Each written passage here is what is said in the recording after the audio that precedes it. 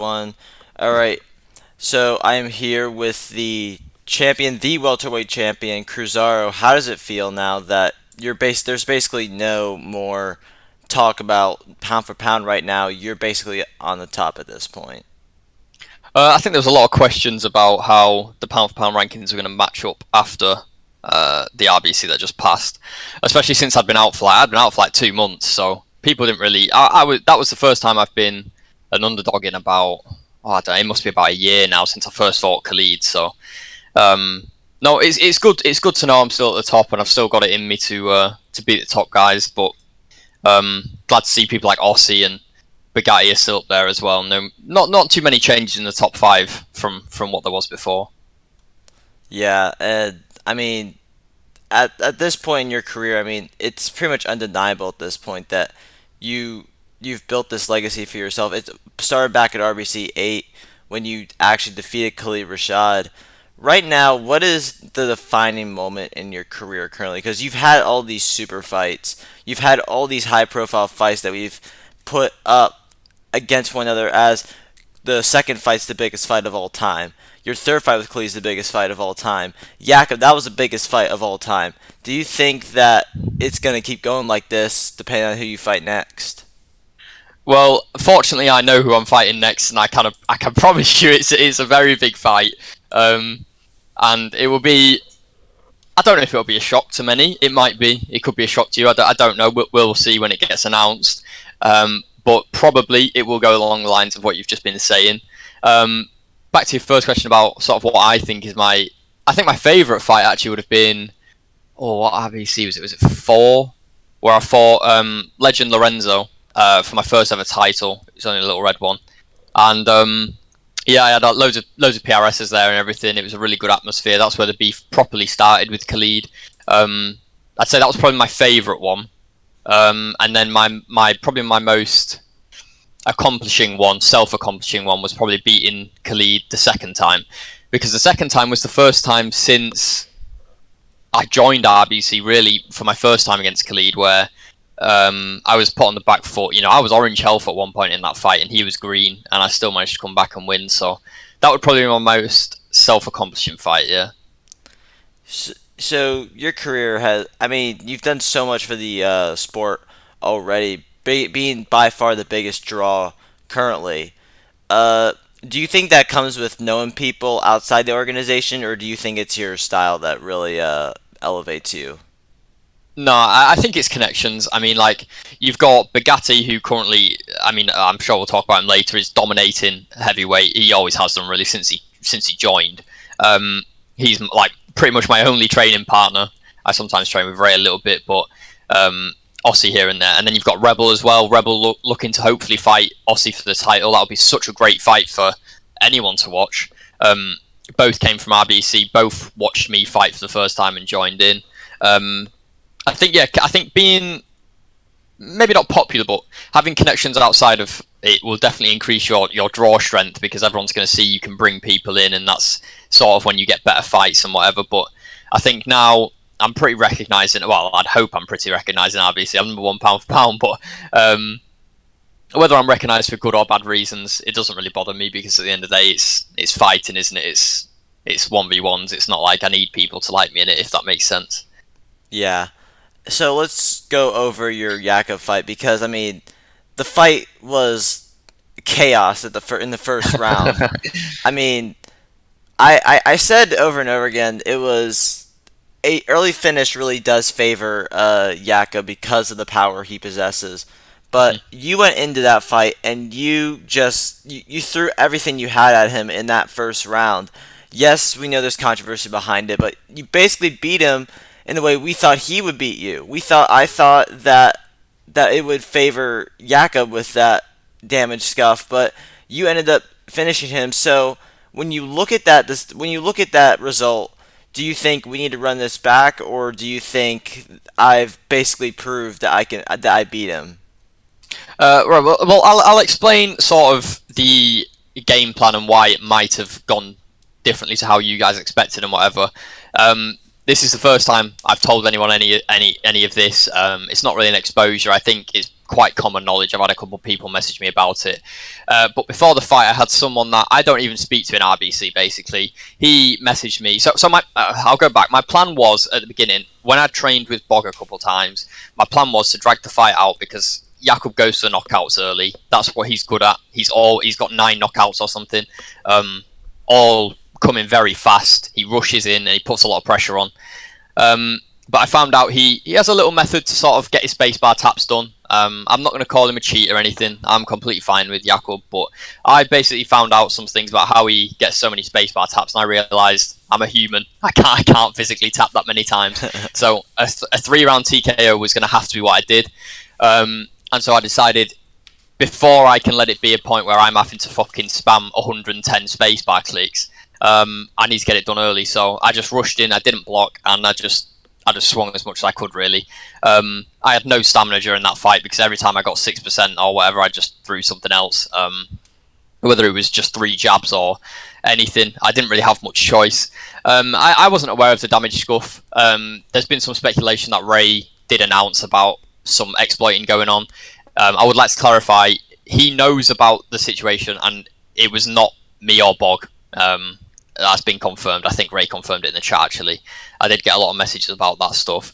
No, it was not me or Bog. But yeah, I think the damage scuff may have made it quicker than people expected, but I have watched it back quite a few times. There was like a point in the first round after the first knockdown where I hit him 8 times and he didn't answer back, and it's just stuff like that. I think if Jakub took that exact approach, even without the damage buff, I think I'd have still won in the similar fashion. So, I mean, if it needs to be run back, it needs to be run back. I don't really mind. I'll take whatever fight gets given to me. I mean, I know my next fight.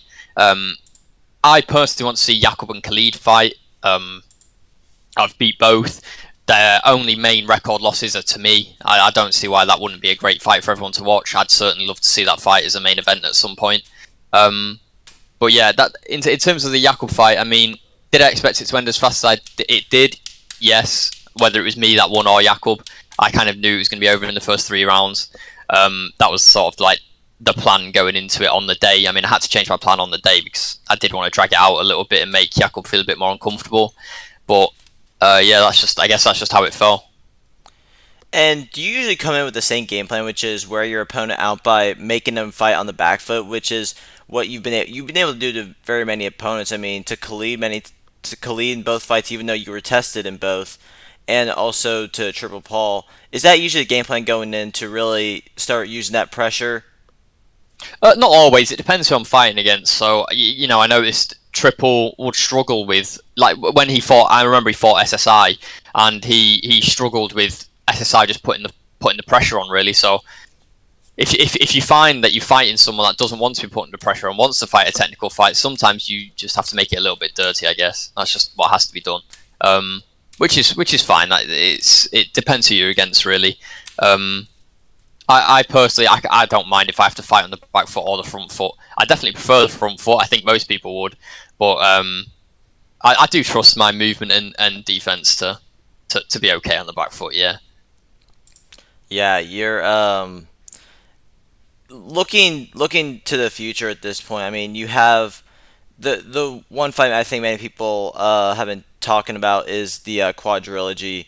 You don't have to tell me what your fight is, but like, when you look at that, the 3 Khalid fights so far, and how drastically different all 3 of them were. I mean, you had the first fight where it was Khalid finished you early.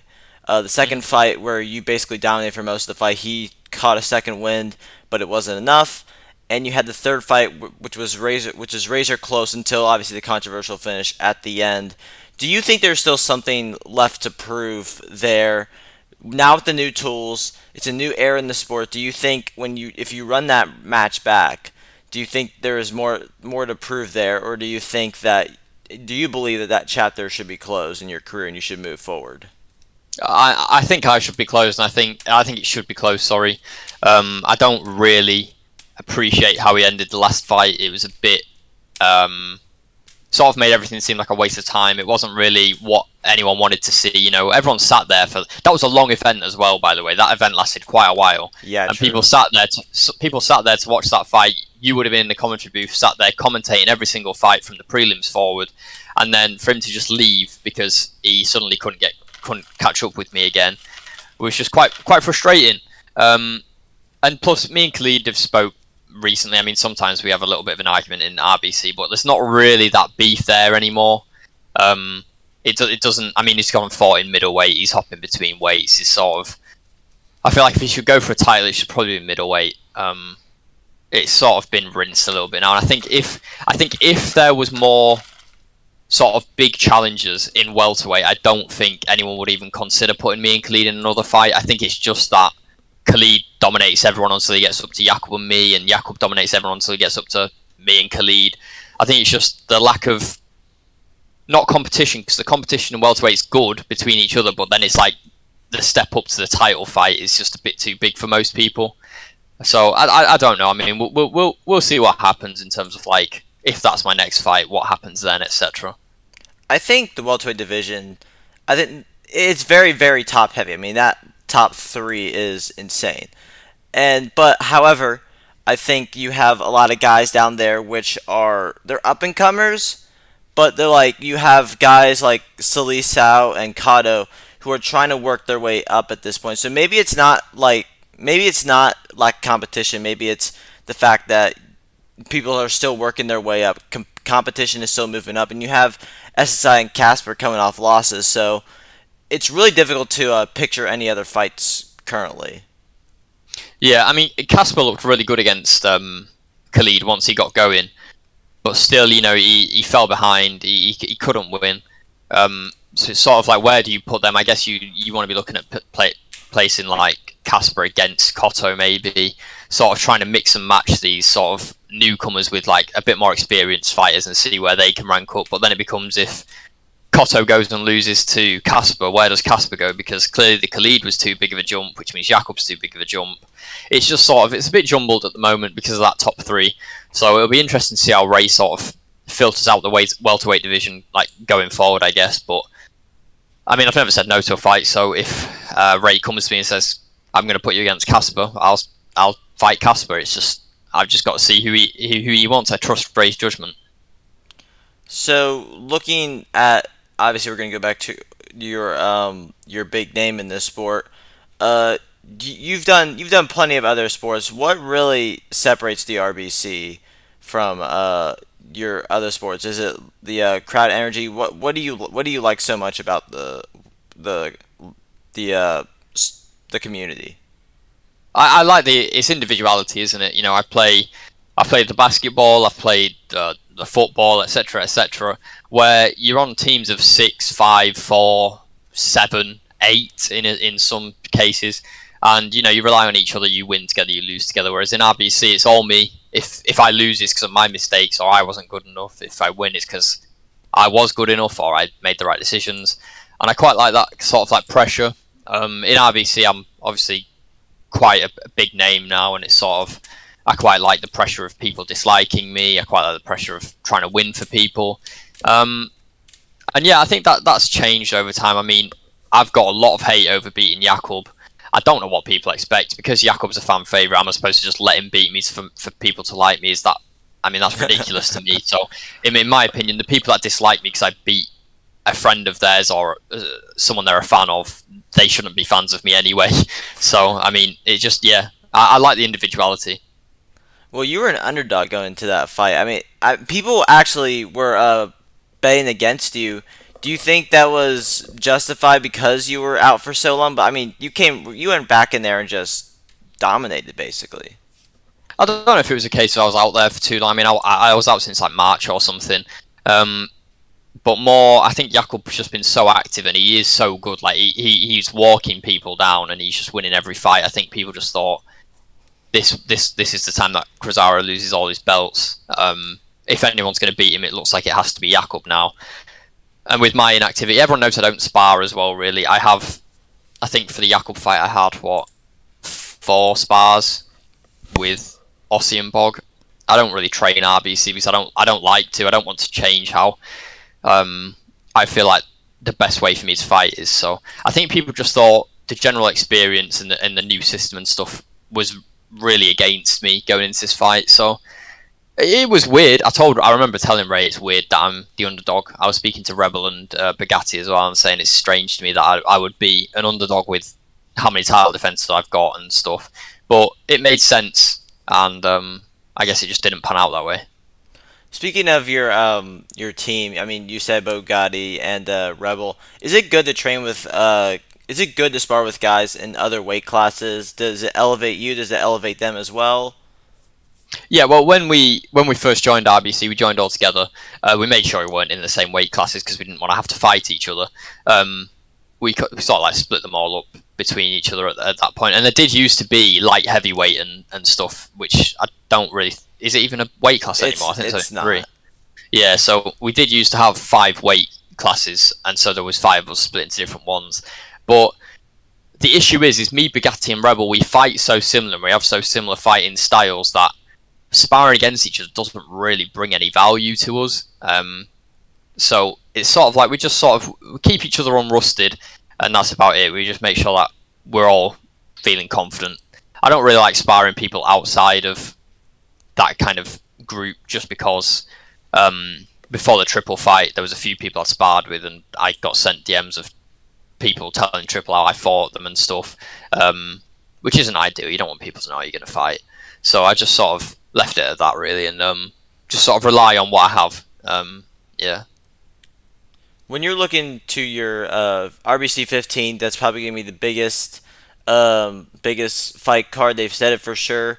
Uh, you're probably gonna be on that fight card. I mean, people do expect you to be on there. Um, at this point of your career, I mean, what else is there left to put? You're definitely undisputed. You're the biggest draw in the sport. You have the case as greatest of all time, considering the fact that you beat the former undisputed middleweight champion. Uh, Going to this next chapter, what else is there to prove? Double champ status? Is it uh, being another rival? What is the motivation now? I need to see what Ray thinks about if I was to move weight class. I mean, obviously, I don't want to fight Aussie. I'm friends with him. I don't want to fight Boggs. I'm friends with him. So whether that title's, I mean, I think that would stir beef if I was to watch Aussie lose. But I think Aussie's fighting Rebel, who's a close friend of mine. So that doesn't really make sense for me to want to fight Rebel either. Which means I kind of just need to sit at the top of the welterweight pivot. Really, I mean, if I did want to go for another undisputed title, would I have to vacate my titles? I don't know yet. It depends what sort of Ray's implications are on that.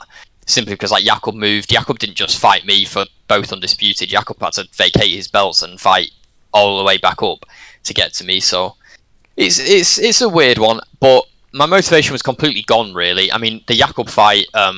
I happily say it here. Ray knew, Bugatti knew. Whether I won or lost, I was going to retire after that fight. Even if I won like I did, I was going to retire. But I think that event was really, really good, and it was really fun and big entrances and everything like that. I just sort of told Ray, I'm not really ready to retire yet. You can give me another fight. I'll see how that one goes. It was quite a lot of fun playing in that. So yeah, I mean, it was yeah. So I mean, that's the first time anyone else will know as well that I was going to retire. But unfortunately for some, I'm not.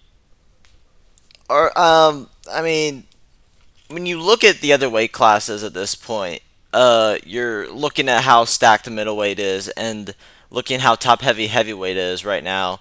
Do you like where the RBC is going right now? Do you think it's going in the right direction currently? Yeah, definitely. I think the player base is gradually re-increasing again as well. Now Ray's implicated a new system. There was a time where RBC became a bit dry, and Ray had to sort of think of what he could do to pick it back up. I mean, we came out of lockdown, everyone was sort of like not playing the games as much anymore, and I think it sort of took away a bit of the player base. But I think now you've got good fighters in every division. There's fights everywhere, especially middleweight. Middleweight's really, really stacked.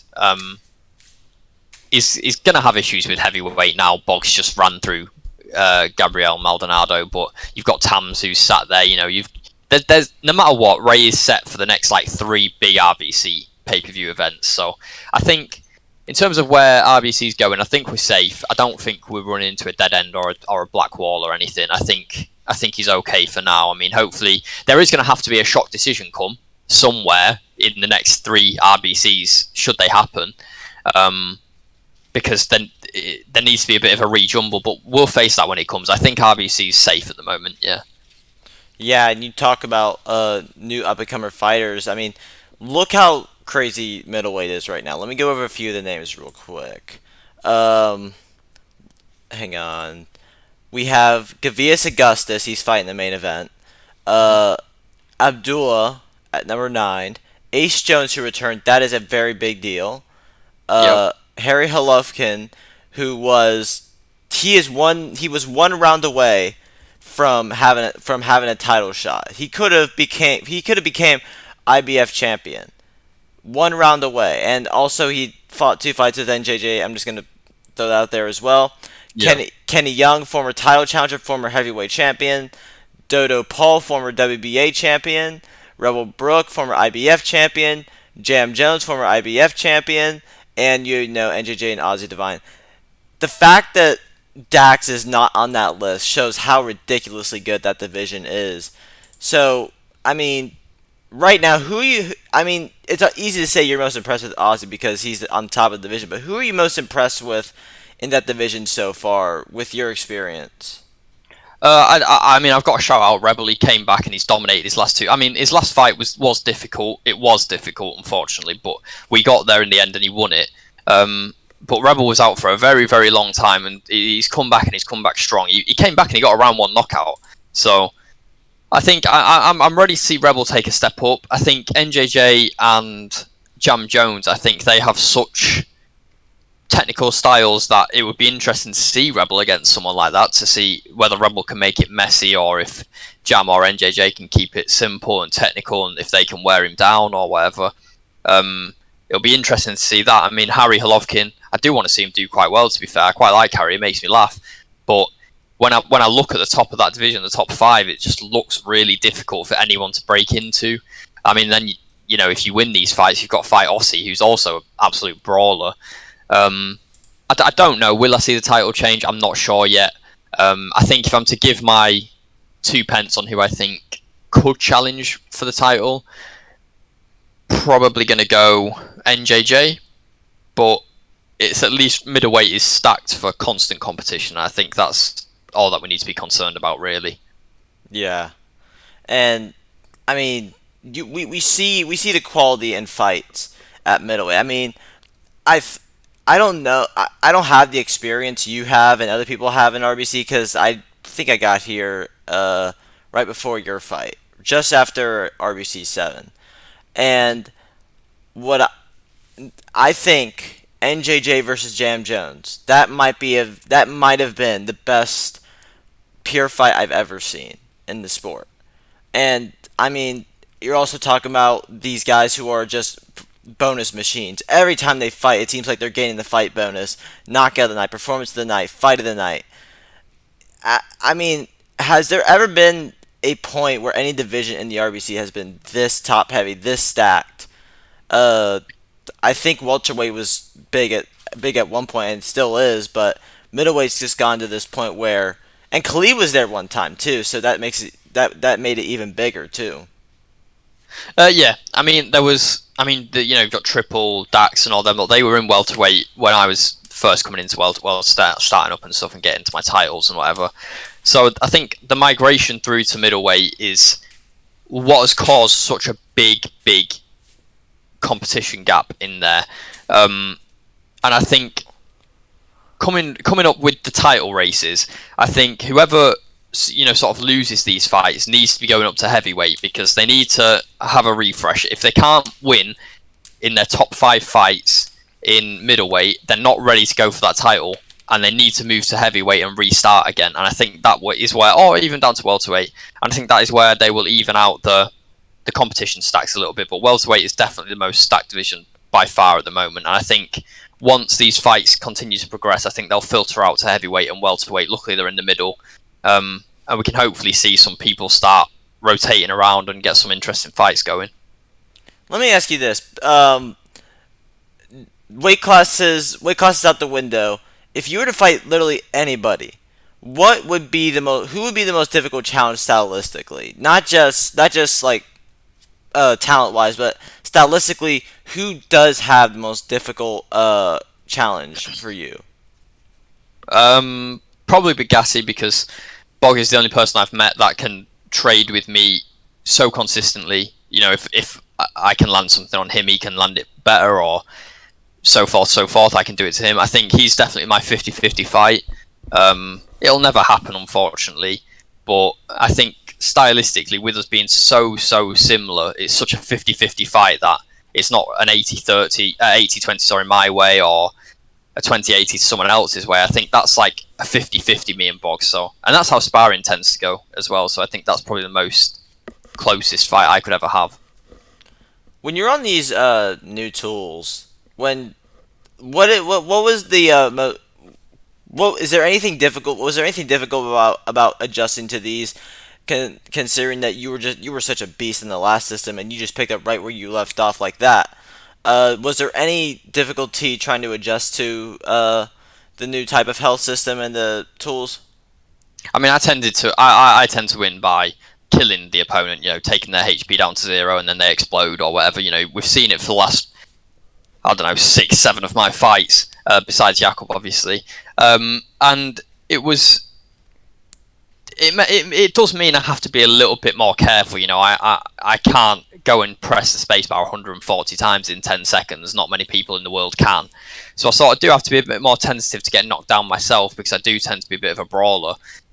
So, there is difficulty in terms of making sure I'm not down on the floor too many times. But I think in terms of how I'm going to fight, I don't think it changes that much. I change how I fight every single time. I don't fight the same every single fight. I don't have the same game plan mentally.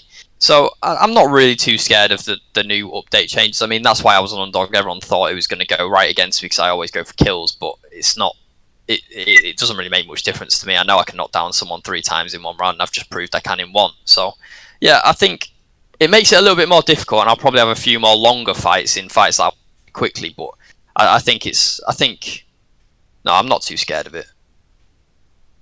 Yeah, and I think actually you hold the record, and even though there's an asterisk beside it, it still means something. I think you hold the record for the fastest finish in the new tools in RBC history. Yeah, I mean, probably. I mean, that was a very quick fight on RBC 14. I mean, people were quite disappointed that they'd waited 2 months. The fight got announced a month ago, and then it ended in 2 minutes. But I guess I can't really do much about that. I'm going to go in there to win and win as fast as I can, really. So yeah, I mean, it's. I know it's definitely I think it's definitely the quickest title defense. But yeah, I mean, it's nice to hold little records like that. It's a nice little accolade to have, but I'm not really too concerned about holding records or anything. Just want to make sure I get the wins. For me, I think the hype was all about which one of your styles was going to succeed at that point. Because at that point I was just really intrigued, and I mean the fans were already they should have been satisfied by the NJJ Jam fight anyway. I think I was very satisfied with the result. I think that you proved that you could really you could finish him early, which was something that we didn't expect out of you. And I mean, at that point, you basically proved the doubters wrong again, and just like the other fights. I mean, you went against Khalid the second time. You had some doubt there, even though people were like, he's a changed fighter now. So I think that you've been proving a lot of people wrong at this point, and I think it's almost undeniable that you're probably the best. Not only are you the best pound for pound fighter in the world, there is maybe a argument for greatest of all time, don't you think? I mean, I'd hope so. I mean, I got my Hall of Fame induction. I'm the most decorated at the moment. I've got 4 titles, Ali Trophy. Anything that's been put in welterweight, I've won. So a couple of things I've won twice because of the loss to Khalid in the first time, but I also have the best record to ever come out of welterweight. If you go and name any top fighter that you've ever seen in welterweight, if they've got 1 loss, it's definitely to me, and if they've got 2, I'm included. Which is good for me as well because I've got a loss on my record. You know, I don't want someone to be walking around 8-0 when I'm 11-1. That wouldn't be ideal for me. But you've got Icon finished 7-1 to me. Khalid's got 2 to me. Jakub's got 1 to me. Legend Lorenzo was 4-0-1 to me. All these fighters triple. He had a loss before me, but again, his second was to me. I mean, you've got all these fighters that are such big names. They were all pound for pound top 10s, top 5s, top 3s. and they lost to me, so it does help my resume out a little bit. I was glad to get the Hall of Fame induction and everything from Ray. So I'm definitely happy with where things went. Yeah, I mean, you're at this point right now. It's really undeniable. Now, I think what really, and we've been talking for a while. What is there left to prove? It's just you need to add maybe more names or something. People want to see that Khalid fight, but talking about your future in the sport, how many fights do you think you have left in you? I don't know yet. It's a weird one just because I was so prepared to retire after the last fight. I mean, I told Borg, I told Ray, I think this one's going to be my last one because I'm not really enjoying it as much anymore. I don't have any beef really anymore. Khalid's got to fight like twice before he can even fight me now anyway. So it's sort of it's a little bit difficult to keep motivation when I've not got bad blood with people or whatever. And I'm sort of like Jakub was a friend at the time. I mean, there's been some issues with like Gab and stuff afterwards. Them not being happy about the result and whatever. So it is hard. I don't know. I mean, we'll see how my next fight goes, whether it's on RBC 15 or not. And I'll just sort of work from there. I think I'm going to take it fight by fight because I think planning the retirement made me not as interested in the fight as I should have been because it didn't really matter if I won or lost. So I'm not going to be going down that route again. I'm just sort of going to wait and see. Let's switch gears real quick. Are you still doing Row MMA currently? No. When Tyler Fertitta left that, I gave up on it. Yeah, I understand that. But do you enjoy RBC more basically than Row MMA? If you were still doing it, do you think you would still enjoy RBC more? I mean, the Row MMA was definitely different. The tools were a lot more complex. There was a lot more you could do, but I think the reason I enjoyed RBC a lot more is just because Row MMA became full of a lot of cheese. There was a lot of ways to just cheat away to a win. I was unfortunately a sufferer to that at one point. And the way that it all changed all the time and sort of the way the community was, I think I wasn't really enjoying Row MMA towards the end, really. Definitely want to stick to RBC. Oh, sorry, RBC. Are there any? I know you're pursuing other sports in Roblox right now. What is your favorite thing to do currently? I mean, I know you do. Are you still doing basketball and soccer and that type of stuff? I do football, yeah. I don't do basketball or anything now, but to be fair, I don't really play Roblox that much anymore. I mean, in terms of the football, I've just won the PRS Premier League, PRS semi-finals. I know there's a lot of people in RBC that might listen to this that are in PRS and will know about it. I just won a golden boot, which is most goals scored in a season for the Premier League. So things are going well. I mean, I'm playing in the European Championships that are coming up in PRS. But I tend to play a lot of Valorant, a lot of Rust, sort of games outside of Roblox are the ones that I tend to play a lot more of. But I'm always going to make sure I turn up to my RBC fights, and I guess that's all we need to worry about. Do you think that? Look, I mean, I know you said that there was kind of a dry point in RBC currently. Do you think at this point, considering that we got a huge attendance rate, considering our last events, I mean, we peaked at 49, maybe 50. I wasn't fully paying attention, but do you think that there's gonna be an increase of popularity again in the sport? I mean, I hope so. It depends how Ray can market it. I mean, Ray doesn't really have Row MMA to market it with anymore like he did before. When it went dry, Ray put in place the Muhammad Ali trophies, which was such a good move from Ray to bring in tournament fights. That was such a massive play by Ray to make sure it kept people intrigued. I mean, I hope so. We'll see what Ray manages to do. I know he's got some projects he's working on right now, and hopefully he can thoroughly advertise through there as well. I trust he can. He's good at it all, so we'll see. Yeah, can't wait for it. Kruzaro, thanks for coming on. Is there anything else No you would like worries. to add?